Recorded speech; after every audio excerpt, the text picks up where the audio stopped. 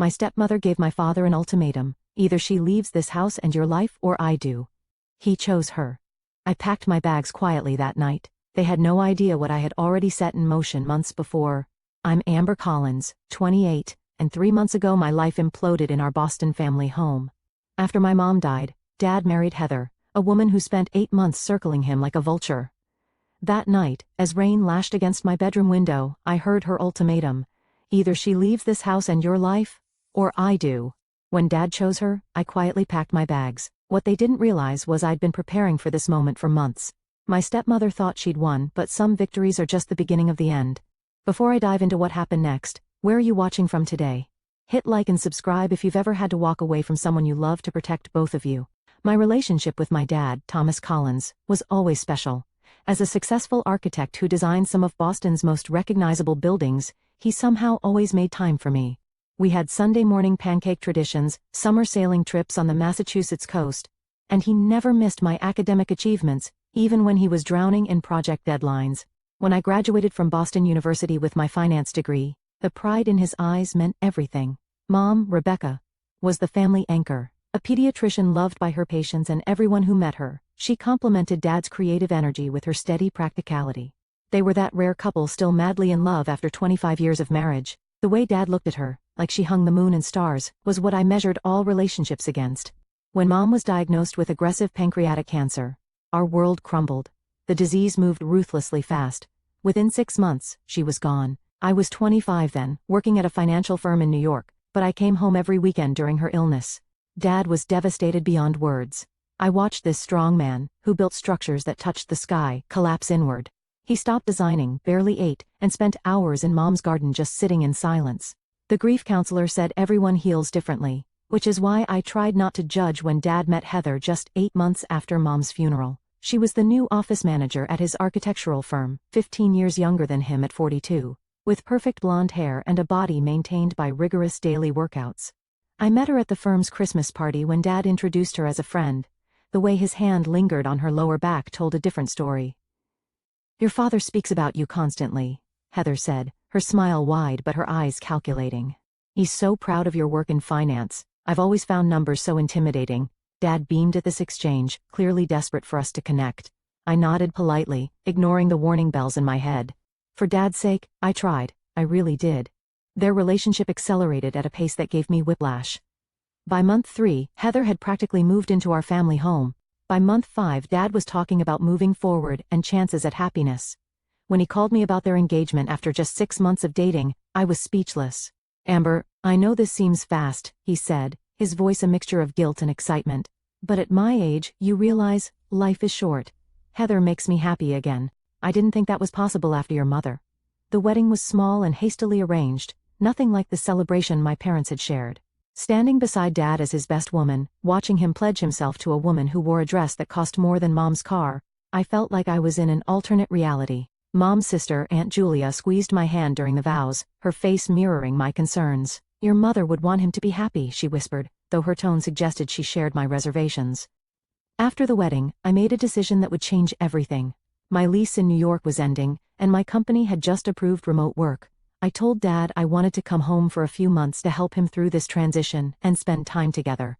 In reality, I couldn't shake the feeling that something was off about Heather. The warning signs were subtle. Heather rearranged the kitchen within a week, claiming the old setup was inefficient. Mom had designed that kitchen.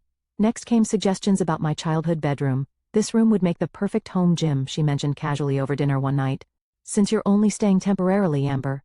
Dad looked uncomfortable but said nothing. I noticed a pattern forming. Heather would make a suggestion, Dad would initially hesitate, then eventually give in. It was like watching someone slowly erase my mother and my childhood home in real time.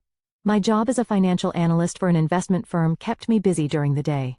I converted the sunroom into a home office, maintaining my distance while still being present. Ryan and Jessica, my best friends since college who still lived in Boston, provided necessary escape valves when the tension at home became too much. "She's just marking her territory," Jessica suggested during one of our wine nights at her apartment. "It's probably normal new wife behavior." Ryan was less diplomatic. "I don't trust anyone who takes selfies with that many filters. And did you see her Instagram before she locked it down? 3 different wealthy boyfriends in 5 years, all significantly older than her." I wanted to believe this was normal adjustment pains. That Heather's constant comments about my temporary status in the house, or her questions about when I plan to get back to my real life, were just awkward attempts at establishing boundaries. But as winter turned to spring, the atmosphere at home grew increasingly strained, and I began to wonder if my presence was actually protecting Dad, rather than intruding on his new marriage. One evening, I overheard them arguing about money. Dad had always been generous, but prudent with finances, a value he'd instilled in me. Heather's voice carried from their bedroom, sharp with frustration. I don't understand why we need to consult Amber about remodeling the master bathroom. It's our house now, Thomas. Our decisions, the money for major renovations comes from joint savings that Rebecca and I built, Dad replied, his voice tired. Amber has a right to be involved in how those funds are used. So I'll always be living in Rebecca's house? Is that it? Their voices lowered, and I quietly retreated to my room, a knot forming in my stomach. Something told me this was just the beginning. By summer, Heather's campaign to claim the house accelerated dramatically. I came home from a morning run to find Mom's antique grandfather clock, a Collins family heirloom for generations, missing from the entryway. It didn't match our new aesthetic, Heather explained when I asked, gesturing to the modern art piece that had replaced it. Don't worry, it's safe in storage. Dad avoided my eyes during this exchange, suddenly very interested in his coffee. That night, I found the clock listed for sale on an antiques website. When I confronted Heather, she claimed it was just to assess its value for insurance purposes. The listing disappeared the next day. Mom's presence was being systematically erased. Photos of her gradually vanished from walls and shelves, replaced by elaborate portraits of Heather and Dad from their wedding. The garden Mom had lovingly tended for 20 years was ripped out for a modern landscape design that Heather said required less maintenance. Dad's protests grew weaker with each change. Your father and I are talking about redecorating your room once you move back to New York, Heather mentioned during dinner one night, serving a quinoa dish that Dad clearly disliked but ate anyway. A proper guest room for when you visit. I haven't decided when I'm moving back, I replied carefully, watching Dad for support. Heather's smile tightened. Well, we all know this arrangement is temporary. You're almost 30, Amber. Don't you want your own life? Heather, Dad interjected weakly. Amber is welcome here as long as she wants. Of course she is, Heather backpedaled smoothly. I just worry about her career. Remote work is fine, but everyone knows advancement happens in the office. Her comments grew more pointed as weeks passed. My clothes left in the dryer would mysteriously disappear, only to be found damp in a basket. My lactose-free milk would be thrown out because it expired, despite the date showing otherwise. Small things, always with plausible deniability. More concerning were the financial discussions I overheard. Heather pushed for joint access to all accounts, including Mom's life insurance payout that Dad had preserved for retirement. Don't you trust me? Became her common refrain whenever Dad hesitated. My financial analyst training triggered alarm bells when I discovered credit card statements in the recycling bin. Heather had racked up over $30,000 in new debt since marrying Dad. Designer clothes, spa treatments, and unexplained cash advances formed a pattern of excessive spending. When I tried discussing my concerns with Dad privately, his defenses immediately activated. Your mother has been gone for almost 4 years, Amber, he said, pain and defensiveness mixing in his voice. I'm allowed to move on. Heather makes me happy. I want you to be happy, Dad. But I'm worried about how quickly things are changing. Change is part of life. You need to accept that Heather is my wife now. These conversations always ended the same way, with Dad retreating behind a wall of defiance that I recognized as partly guilt and partly fear of being alone again. The situation escalated dramatically when I returned from a weekend visit to my New York office. In my absence, Heather had moved my belongings to the smaller guest room, converting my childhood bedroom into her meditation space, complete with expensive equipment and mirror walls. We didn't think you'd mind, she said with false sweetness. This room gets better light for your plants anyway. But the worst incident involved Mom's jewelry box, a hand-carved wooden chest Dad had commissioned from a Japanese artisan for their anniversary. I kept it in my room with the few pieces Mom had left specifically to me, including her sapphire earrings that matched my eyes, according to Dad. I came home one evening to find Heather wearing those earrings at dinner. Those were my mother's, I said quietly, my heart pounding. Thomas said I could borrow them for the charity gala this weekend, Heather replied, touching one earring delicately. They complement my dress perfectly. Dad looked uncomfortable but nodded confirmation. It's just borrowing, Amber. Your mother would want her things to be used and appreciated. Later that night, I heard Heather in the hallway on her phone. No, it's going slower than I expected, she was saying in a hushed tone. The daughter is still here, watching everything like a hawk. But he's coming around. Another few months, and we can move forward with everything. When she noticed me listening, she quickly ended the call with a saccharine smile. Just wedding photos finally being delivered. The photographer is such a flake. That night, I called Ryan and Jessica for an emergency meeting at our favorite diner. She's up to something, I insisted over coffee and pie. This isn't just about territory anymore. Jessica, always the pragmatist, sighed. Have you considered hiring a private investigator? Something about her story doesn't add up. Ryan nodded vigorously. My cousin went through something similar with his dad's wife. Turned out she had 3 previous marriages she'd never disclosed. Their concern validated my own. It was time to dig deeper into exactly who Heather Collins, formerly Heather Mitchell, really was. I began my investigation methodically, applying the same analytical skills I used for vetting investment opportunities. I ran a basic background check using resources my firm employed for client verification. What I discovered was troubling. Heather Mitchell had legally changed her name twice. She was born Heather Wilson, became Heather Daniels through her marriage, then changed to Mitchell after her divorce. This alone wasn't damning, but her financial history raised serious red flags.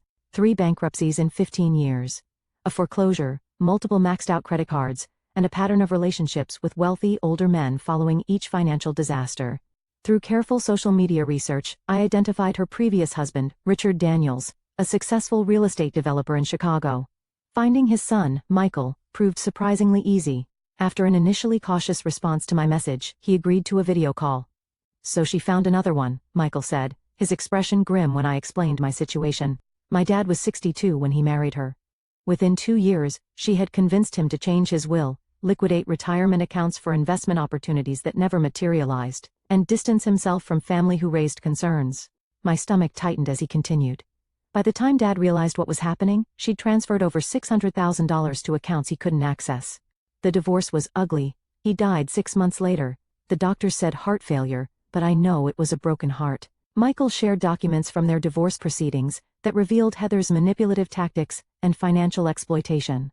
The pattern was chillingly similar to what I was witnessing with Dad. Armed with this knowledge, I needed evidence of what was happening in our home. I installed a small security camera in my bedroom after noticing things mysteriously moved around when I was out. Within days, I captured footage of Heather methodically searching through my drawers and personal documents, photographing financial statements, and even testing combinations on a small safe where I kept important papers. I began documenting everything: missing items, manipulative conversations, financial discrepancies. I started researching tenant laws in Massachusetts, realizing I might need legal protection to prevent Heather from forcing me out. My lawyer friend Stephanie advised me to create paper trails for everything. If she escalates to legal action, you'll need documentation, Stephanie warned over coffee. And you should consider how to protect your father's assets before it's too late. While maintaining a facade of normalcy at home, I secured my most important possessions in a safety deposit box at my bank.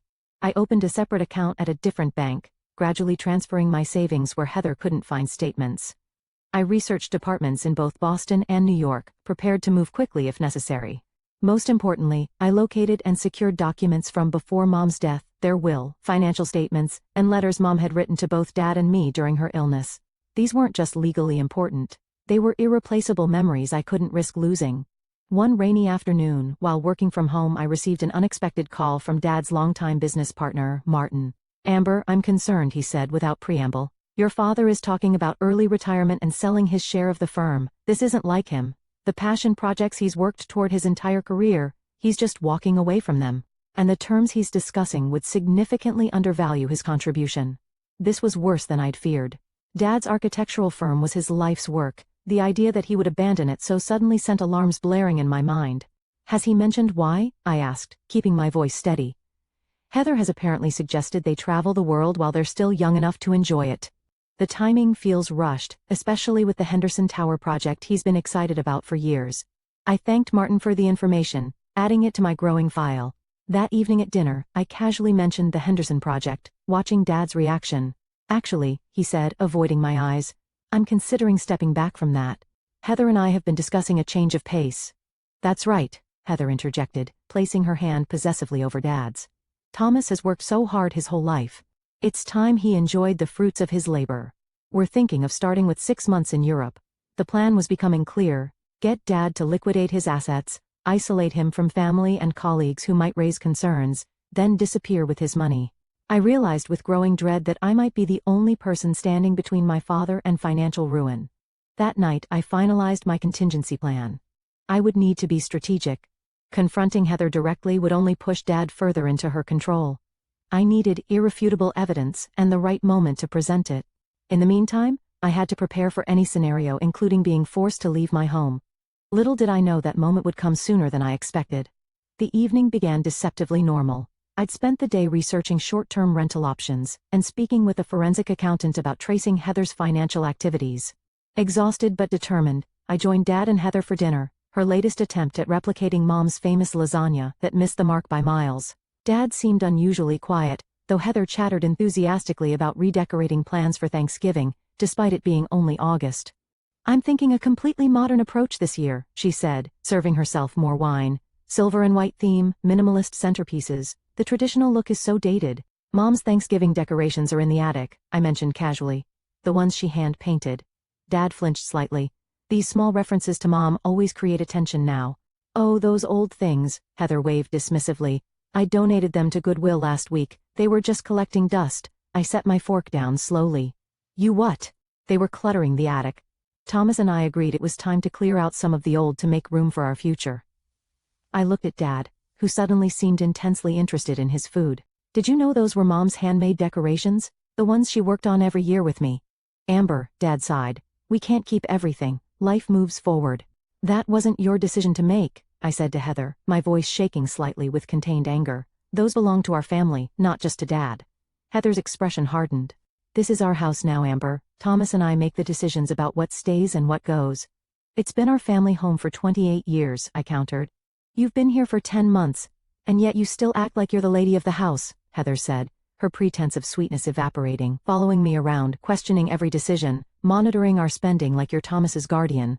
"I'm concerned about how quickly things are changing," I said, trying to keep my voice level. "Dad, you have to see what's happening, the heirlooms being sold, your sudden retirement plans." "You've been checking up on me at work?" Dad interrupted, looking betrayed. Martin called me, concerned. "You've never mentioned wanting to retire early before, Heather." Heather slammed her wine glass down. "This is exactly the problem, Thomas. She's trying to come between us. She can't accept that you've moved on, that you have a new life now." "That's not true," I protested. "Dad, I want you to be happy. I'm worried about." "About what?" Heather cut in. "About losing your inheritance? About not having Daddy's attention all to yourself anymore?" "Heather, please," Dad attempted weakly. "No, Thomas. It's time we address this." Heather stood, her voice rising. "Ever since we got married, she's been undermining me, questioning me, making me feel unwelcome in my own home. I've tried to be patient, to understand she's still grieving her mother, but it's been almost 4 years.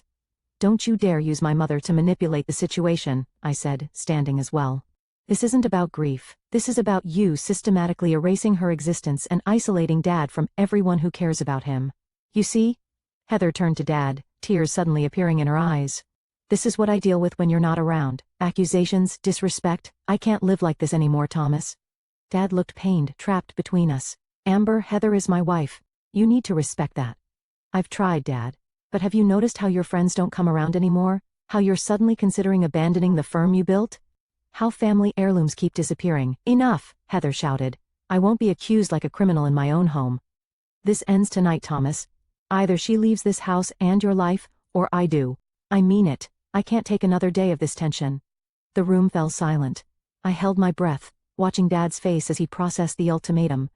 I expected him to object, to refuse such a ridiculous choice. Instead, he looked at me with resignation in his eyes.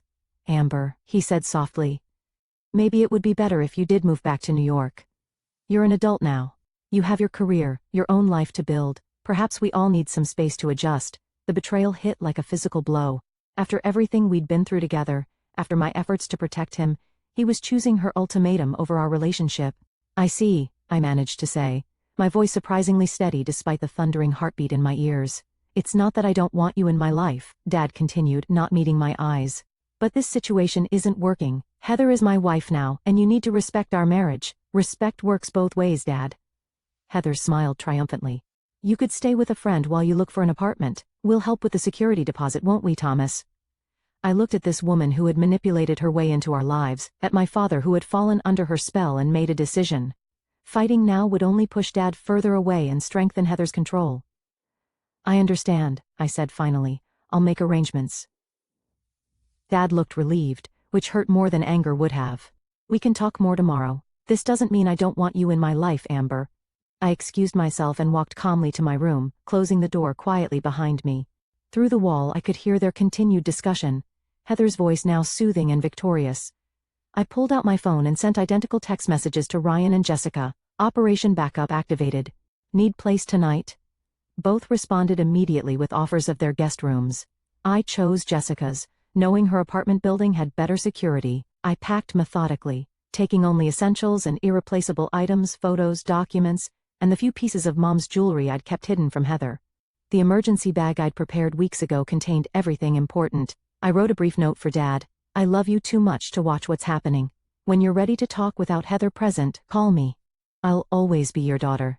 At 11:30 p.m., with Heather and Dad's bedroom light off, I quietly carried my bags to my car and drove away from my childhood home, tears finally falling freely as the house disappeared in my rearview mirror. But beneath the pain was a steely determination. This wasn't surrender, it was strategic retreat. Heather thought she'd won by forcing me out, but she had no idea what I had already set in motion. Jessica's guest room became my war room. The week was the hardest. Processing the betrayal while maintaining enough composure to execute my plan required every ounce of emotional control I possessed. Dad texted daily awkward messages that danced around what had happened. Hope you're settling in okay. Let us know if you need help moving your remaining things. We should have dinner soon, just the two of us.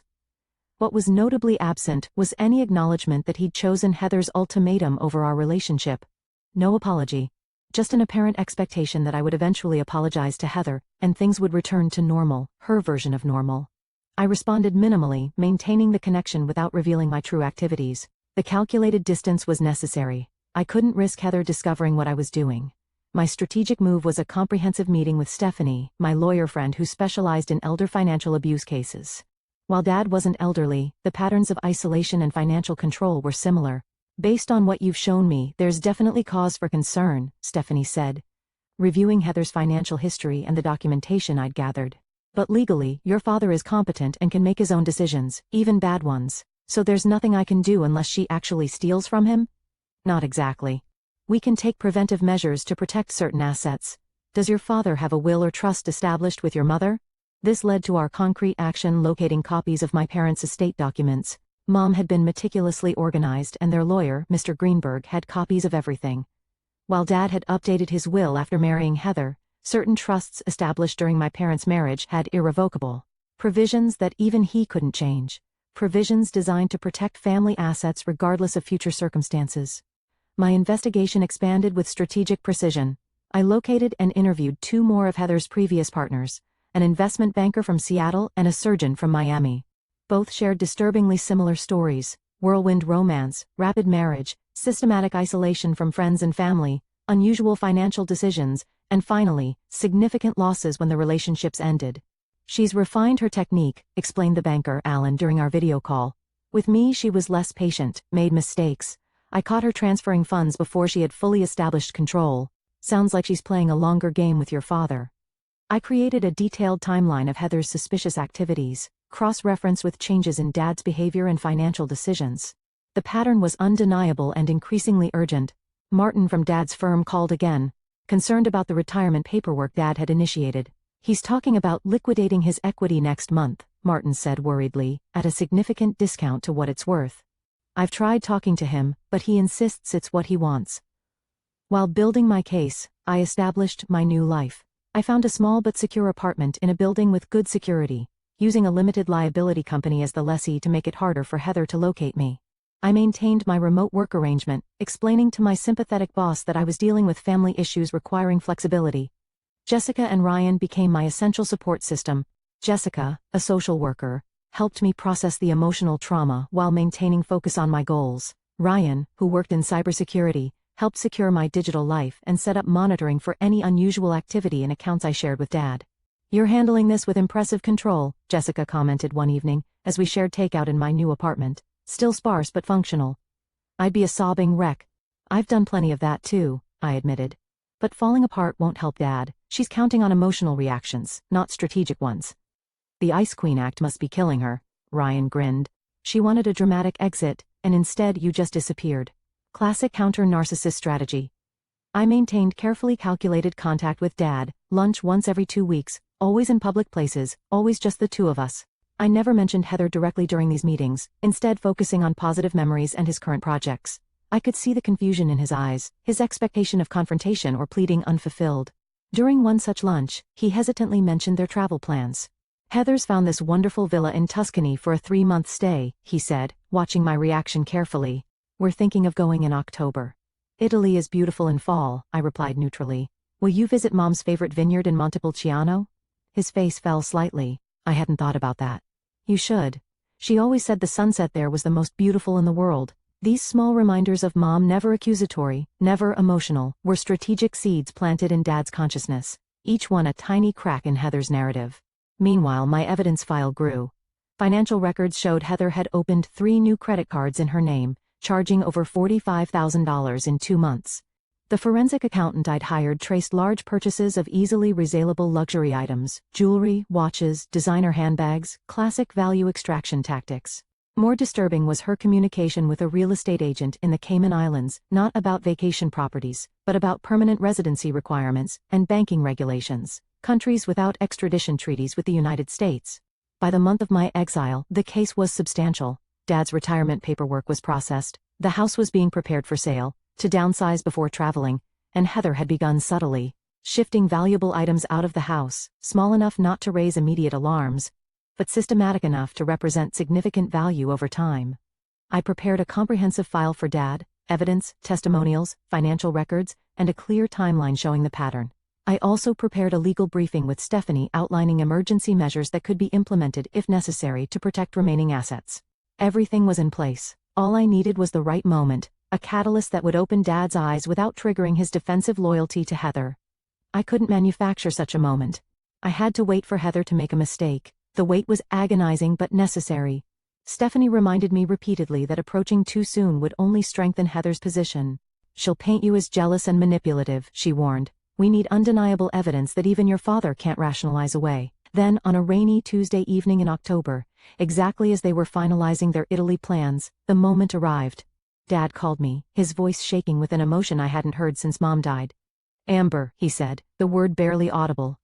I think I've made a terrible mistake. Can you meet me? Dad asked, his voice unsteady. Not at the house. Somewhere private. Murphy's Diner? I suggested, naming our old breakfast spot from when I was in high school. Perfect. 30 minutes. I arrived choosing a booth in the back corner away from other customers. When Dad walked in, the physical change shocked me. In just 3 months he seemed to have aged years. The confident architect who commanded rooms was gone, replaced by a man with slumped shoulders and darkened circles under his eyes. Thanks for coming, he said, sliding into the booth. The waitress, recognizing us as regulars from years past, brought coffee without asking. What happened? I asked gently. Dad stared at his coffee. I was going through some paperwork for the Italy trip. Financial documents for the extended stay visa. There were discrepancies I couldn't explain. He pulled out his phone, showing me screenshots of bank statements. Large withdrawals I never made, over $200,000 in the past 2 months alone. Did you ask Heather about them? She had explanations. Travel deposits, property consultants. But something didn't feel right, so I checked our safe, the one in my office closet. His voice broke slightly. Your mother's diamond necklace is gone. The one from our anniversary. And her sapphire ring. Heather told me last month she was taking them for cleaning, but when I called the jeweler they mentioned, they had no record of it. I reached across the table, taking his trembling hand. What else? I found papers in her desk drawer.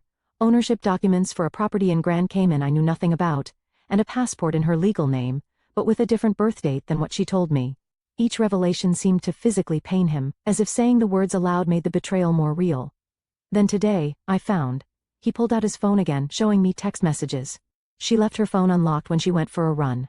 These messages with someone named Marcus discussing when to finalize everything and references to offshore accounts. My heart ached for him even as I felt vindicated. Dad, I'm so sorry.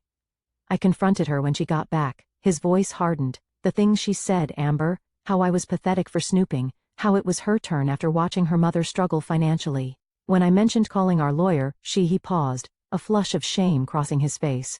She threatened to take everything if I didn't play along with her plans.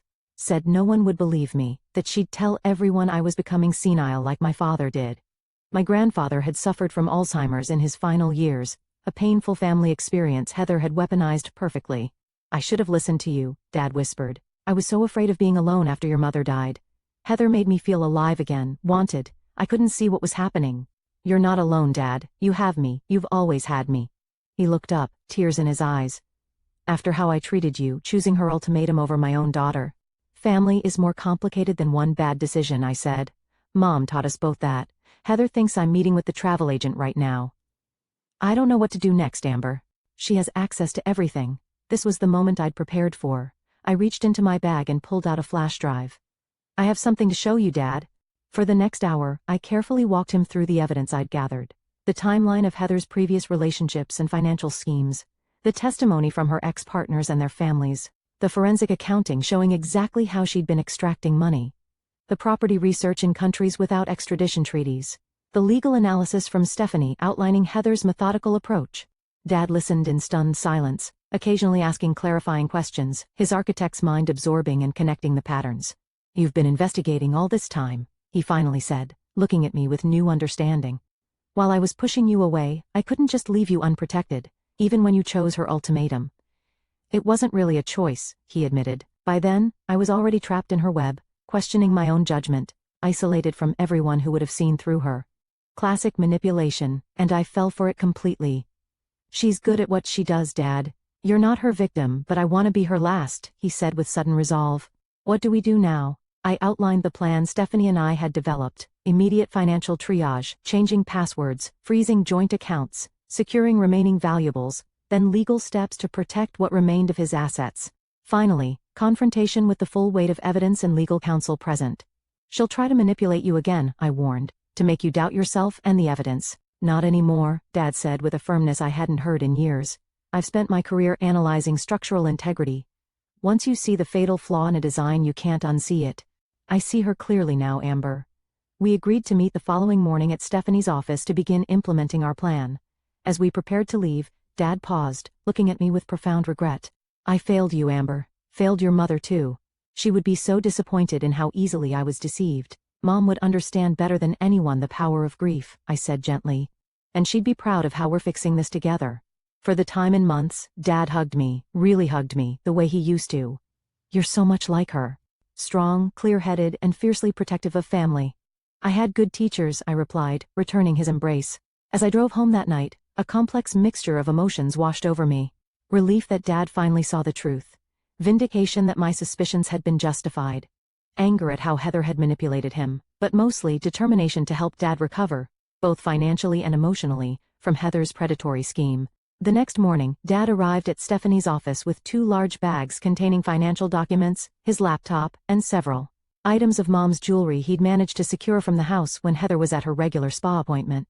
She doesn't know I suspect anything, he confirmed. She thinks I'm meeting with Martin about finalizing the firm sale. Stephanie walked us through immediate protective measures.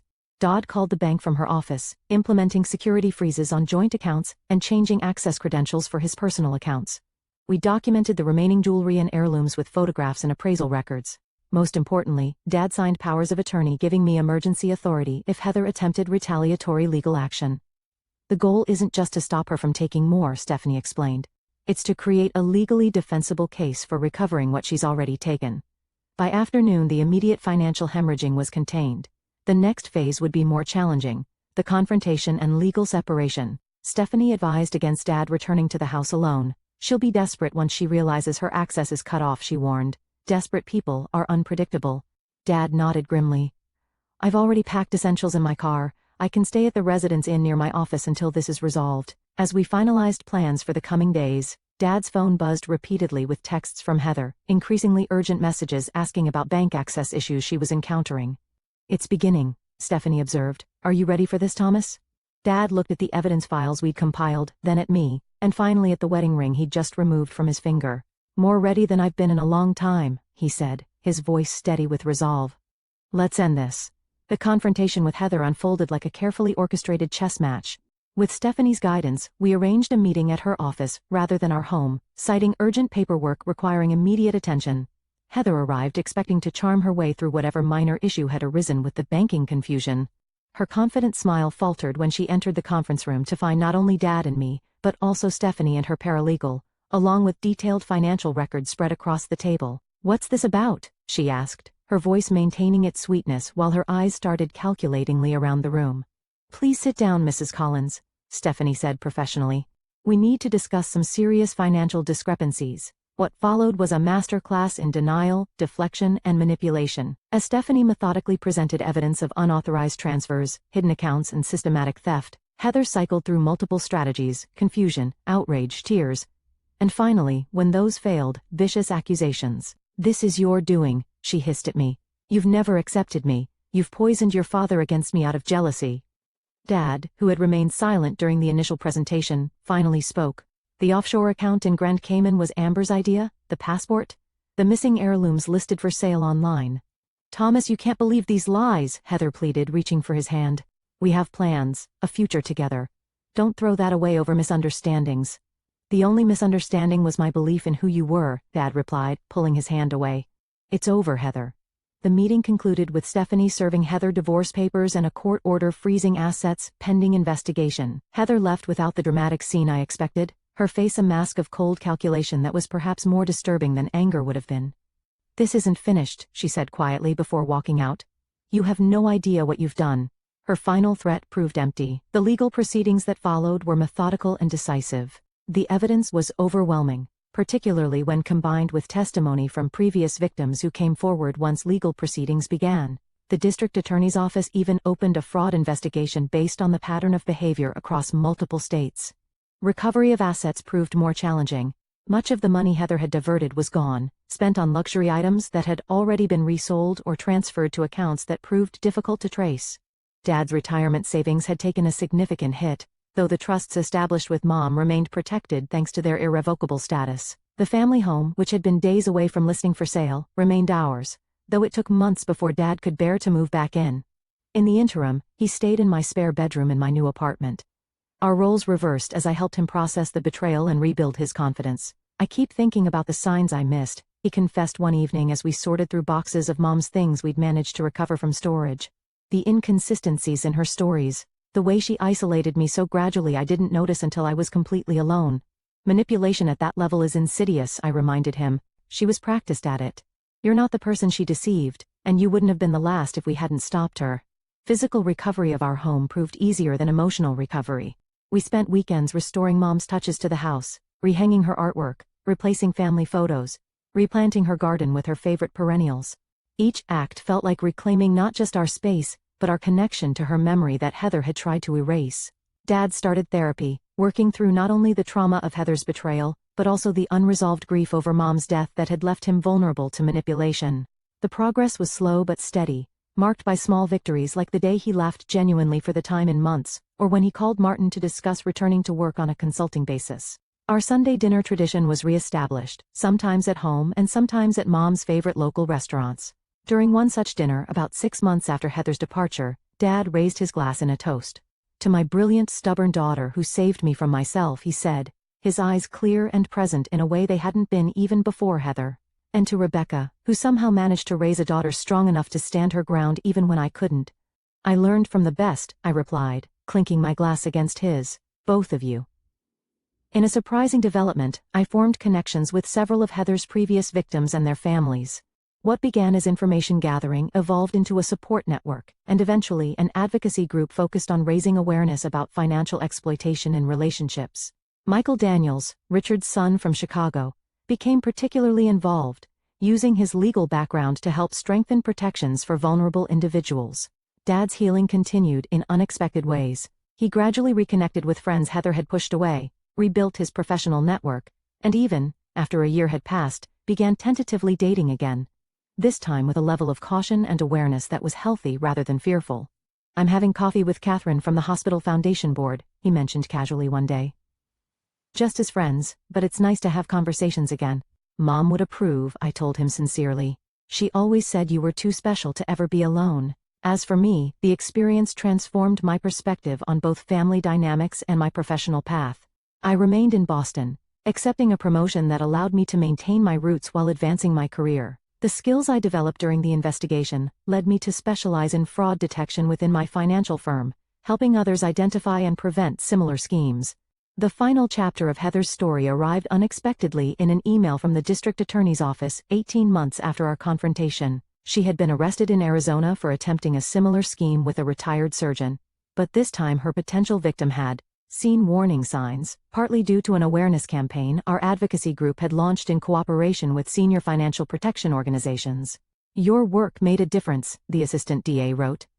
The surgeon's daughter had attended one of your workshops and recognized the pattern immediately. That evening, Dad and I sat in Mom's garden watching the sunset over the trees she had planted decades earlier.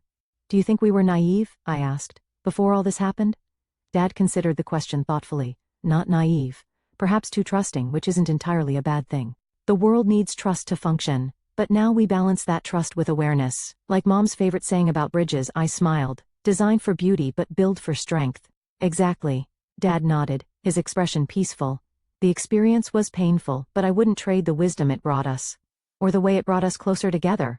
As darkness fell and the stars appeared, I reflected on the journey we'd navigated. Heather had intended to destroy our family and nearly succeeded. Instead, she had inadvertently strengthened bonds that could never be broken by ultimatums or manipulation. In trying to force Dad to choose between us, she had actually ensured that he would eventually choose what truly mattered: family, integrity, and the authentic connection that no scheme, however clever, could permanently sever. The experience taught me that sometimes the most powerful response to manipulation isn't direct confrontation, but strategic patience. By stepping back rather than fighting on Heather's terms, I had created space for truth to emerge in its own time. It wasn't surrender, but rather a different kind of strength. The kind that can wait, observe, document, and then act decisively when the moment is right. Today, as I share this story, I wonder how many others might be experiencing similar situations without recognizing the warning signs. Has someone in your life been isolated from friends and family? Have you noticed sudden financial decisions that seem out of character? Trust your instincts when something feels wrong. They're often trying to protect you from dangers your conscious mind hasn't fully processed yet. I'd love to hear your thoughts or experiences in the comments below. Have you ever had to make a difficult strategic retreat to ultimately win an important battle? How did you navigate complex family dynamics during crisis?